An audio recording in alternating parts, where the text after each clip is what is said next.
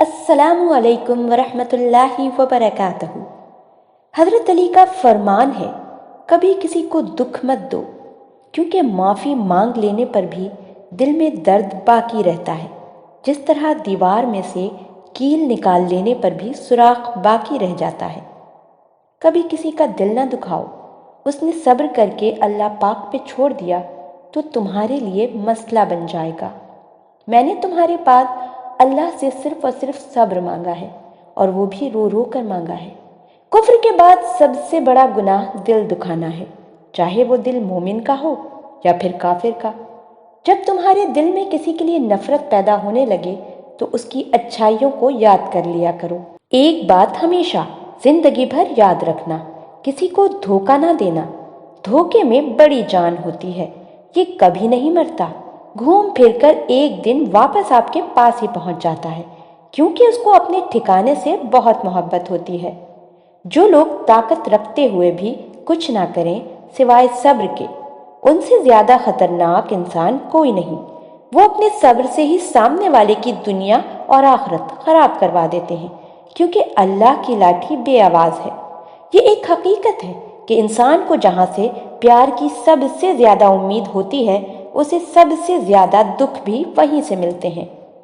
انسان سب کچھ بھول سکتا ہے سوائے ان لمحوں کے جب اسے اپنوں کی سب سے زیادہ ضرورت تھی اور وہ دستیاب ہی نہیں تھے۔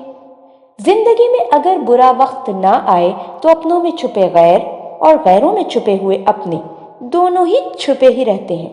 بے شک مشکل وقت بتا کر نہیں آتا، لیکن سکھا کر بہت کچھ جاتا ہے۔ برا وقت وہ آئینہ ہے جو بہت سے چہرے واضح کر دیتا ہے۔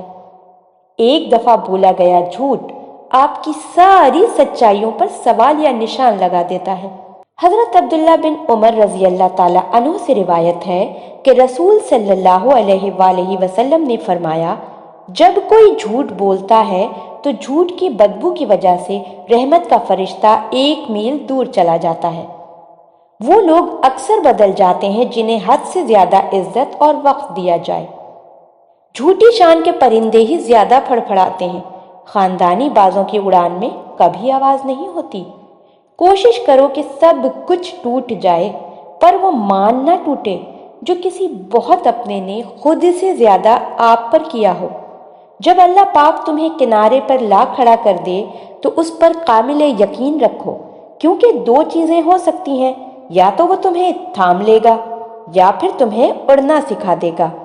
کائنات میں کوئی اتنی شدت سے کسی کا انتظار نہیں کرتا جتنا اللہ اپنے بندے کی توبہ کا کرتا ہے۔